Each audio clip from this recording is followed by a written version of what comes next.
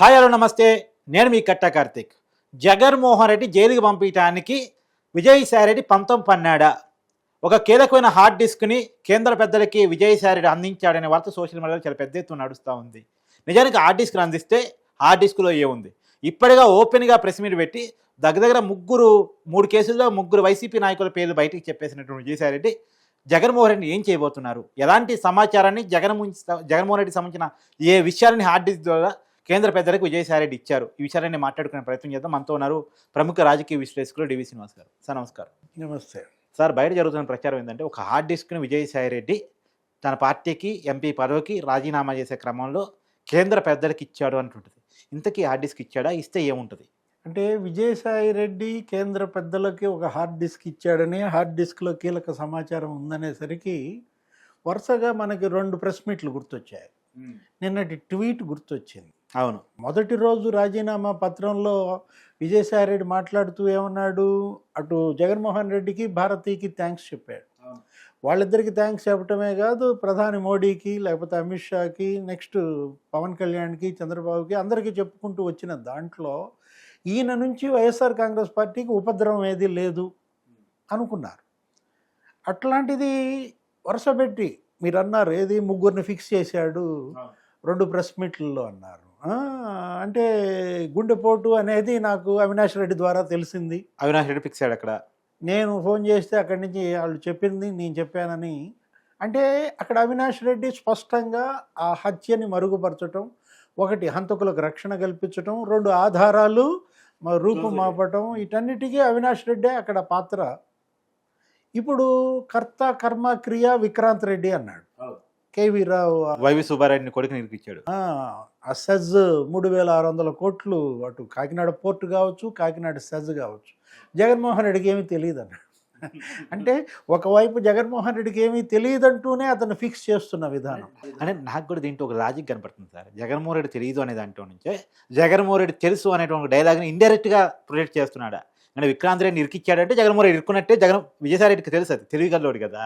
తర్వాత అవినాష్ రెడ్డిని ఇరికిస్తే ఆటోమేటిక్గా జగన్ ఇరుక్కుంటాడని తెలుసు, అయినా సరే చెప్తున్నాడంటే అంటే ఇతనే పెళ్లి కొడుకు, కానీ ఆ చొక్కా మాత్రం నాది కాదు.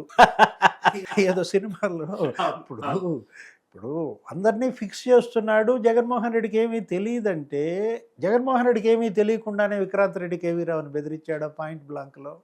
అంటే వైవి సుబ్బారెడ్డి వల్ల అతను నష్టపోయాడు కాబట్టి ఉత్తరాంధ్ర పార్టీ పరిశీలకుడుగా విజయసాయిరెడ్డిని తొలగించి సుబ్బారెడ్డిని పెట్టడం, అప్పటి నుంచి సాయిరెడ్డి పతనం ప్రారంభం కావటం, అటు సజ్జల రామకృష్ణారెడ్డి ఇష్యూ కూడా, తను దిగిన మెట్లు కొంతమంది ఎక్కారంటూ ఆ కోటరీ విషయంలో జాగ్రత్తగా ఉండమన్నాడు. ఇప్పుడు తెలివైన రాజు ఎలా చేస్తాడు, తెలివి తక్కువ రాజు ఎలా చేస్తాడు ఒక ట్వీట్ చేశాడు నిన్న. కోటా మిగలదు, కోటరీ నిన్ను వదలదు అంటూ జగన్మోహన్ రెడ్డికి ఆ ట్వీట్ మీద కూడా మనం చర్చ తీవ్రంగా జరిగిన నేపథ్యంలో ఇప్పుడు హార్డ్ డిస్క్ ఏది ఇవాళ హాట్ టాపిక్గా మారింది. అవును, హార్డ్ డిస్క్లో ఏముంది? మనకు తెలిసిన సమాచారం ఏంటంటే కేంద్ర పెద్దల్ని ఆ రాజీనామా అప్పుడే విజయసాయిరెడ్డి అప్రోచ్ అయినట్టు, బీజేపీ నాయకుల్ని, బీజేపీలో అతను చేరాలని చూసినట్లు, కానీ మేము కూటమిలో ఉన్నాం కాబట్టి కూటమి భాగస్వామ్య పక్షాల అభ్యంతరం లేకుండా మీరు చూసుకోవాలి, అటు తెలుగుదేశం జనసేన అని బీజేపీ చెప్పడం, అతను వచ్చి మాట్లాడుకోవటమో, మరి వాళ్ళు అతన్ని తిరస్కరించటమో, ఆయన యొక్క వ్యవహార శైలి మారింది. అప్పటి నుంచే అతను ఈ బాంబులు వేయటం బిగిన్ చేశాడు. ఏంటి? Surgical strikes. ఎవరి మీద? సాయిరెడ్డి ఇవాళ తాడేపల్లి ప్యాలెస్ మీద వరుసపెట్టి బాంబులు వేస్తున్న పరిస్థితుల్లో ఈ హార్డ్ డిస్క్లో సిబిఐ 12 కేసుల సమాచారం ఉందా? ఈడీ 9 కేసుల సమాచారం ఉందా? ఒక అనధికార వార్త ఏంటి, ఆ రోజు కేంద్ర పెద్దలతో అతని డిస్కషన్స్లో పాత కేసుల విషయంలో నేను ఏమీ అప్రూవర్గా మారలేను, మారితే అది నాకే ఇబ్బంది అవుతుంది, నేను వాటిల్లో A2గా ఉన్నాను కాబట్టి కొత్త కేసులు ఇప్పుడు ఏది లిక్కర్లో కూడా మనం చూసాం. ఎవరిని? రాజ్ కసిరెడ్డిని ఫిక్స్ చేశాడు. అవును, 19,000 కోట్ల లిక్కర్ స్కామ్లో వాసుదేవరెడ్డి ముడుపులు, ఏది రోజుకు 2 కోట్లు చొప్పున నెలకి 60 కోట్లు, 60 నెలల్లో 3,600 కోట్లు ఒట్టి కమిషన్లే వీళ్ళు కొట్టేశారు. అంటే తయారీ, సరఫరా దానిలో కాదు, కేవలం కమిషన్లు అన్నమాట. అట్లా మొత్తానికి రాజకసిరెడ్డే అందులో కర్త కర్మ క్రియ అన్న దీంట్లో లిక్కర్ కుంభకోణం కూడా జగన్కి ఏమీ తెలియదు, రాజకసిరెడ్డికే అంతా తెలుసంటే జనం ఎలా నమ్ముతారు? అంటే ఈ హార్డ్ డిస్క్లో మొత్తం జగన్మోహన్ రెడ్డి 5 ఏళ్ల పరిపాలన, అవినీతి కుంభకోణాలు, ఈ ల్యాండ్ మాఫియా, ఈ పెద్దిరెడ్డికి సంబంధించిన అంశాలు, సజ్జల రామకృష్ణారెడ్డికి సంబంధించిన అంశాలు, ఈ కమిషన్లు, అంటే ఏంటి, సజ్జల ఫ్యామిలీ కూడా నీకు అక్కడేదో అటవీ భూములు కబ్జా చేశారని, పెద్దిరెడ్డి అక్కడ అటవీ భూములు కబ్జా చేశారని, ఇప్పుడు ఈ లిక్కర్, ఈ వసూళ్ళు 3113 కోట్లు ఇవాళ అక్కడ వసూలు అయిందని మరి ఫిక్స్ అయింది. ఏది ఏసీబీ విచారణలో కూడా తేలిన నేపథ్యంలో అటు లిక్కర్ స్కామ్లో జగన్మోహన్ రెడ్డి మెడ చుట్టూతా ఇవాళ ఉచ్చు బిగుస్తోందా? మైనింగ్ మాఫియాకి సంబంధించిన లోగుట్టంతా హార్డ్ డిస్క్లో ఉందా? ఏది పోలార్ వెంకటరెడ్డి, పోలార్ బేర్ అతను పట్టుకొచ్చారు ఎక్కడ కంటోన్మెంట్లోనో ఎక్కడ దాక్కుంటే ఢిల్లీలో. వెంకటరెడ్డి మనకి మైనింగ్ కార్పొరేషన్ ఎండీగా చేసిన ఆయన. కానీ బెయిల్ వచ్చినట్టుంది కదా సార్?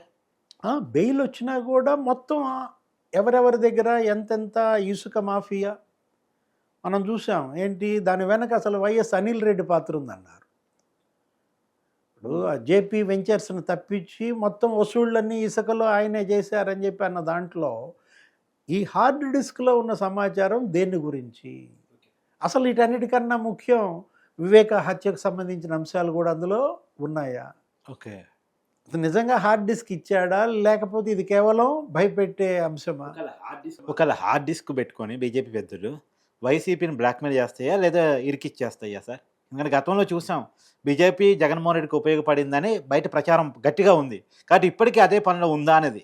అంటే జగన్మోహన్ రెడ్డి కూడా బీజేపీ నేతలతో మాట్లాడుకున్నట్టు వివేక హత్య కేసులో తన జోలికి తన భార్య జోలికి రావద్దని ఆయన ఏదో పెద్దల దగ్గర మాట తీసుకున్నట్టు అనేక రకాలైనటువంటి మనకి వార్తలు హల్చల్ చేస్తున్నాయి అక్కడ సోషల్ మీడియాలో. వీటన్నిటిపైన కూడా కేంద్రం ఇవాళ నిక్కచ్చిగా వ్యవహరించాలి. ఇప్పుడు మనం చూసాం మోడీ తన ప్రచారంలో కానీ అమిత్ షా, రాజ్నాథ్ సింగ్ అందరూ కూడా కేసీఆర్, కవిత వాళ్ళపైన విమర్శలు చేస్తూ ఏమన్నారు, అది అవినీతి పార్టీ అని, కుటుంబ పార్టీ అని ఇలా విమర్శలు చేసి అవినీతి రహితమైనటువంటి పరిపాలన మోడీ ఇస్తున్నాడు అన్న దీంట్లో ఇప్పుడు జగన్మోహన్ రెడ్డి అవినీతి మకిలి బీజేపీకి అంటుకుందనుకో, అది ఇంకా మరింత ప్రమాదం. కాబట్టి ఆంధ్రప్రదేశ్లో జగన్మోహన్ రెడ్డి హయాంలో జరిగినటువంటి అవినీతి కుంభకోణాలన్నిటిపైన నిక్కచ్చి విచారణ జరగాలి. సిబిసిఐడి ద్వారా జరుగుతున్నాయి, ఏసీబీ ద్వారా జరుగుతున్నాయి, విజిలెన్స్ ద్వారా జరుగుతున్నాయి. వీటన్నిటి విచారణ గనక ఒక లాజికల్ ఎండ్ గనక వస్తే జగన్మోహన్ రెడ్డి జైలుకి వెళ్ళడం ఖాయం. Thank you sir.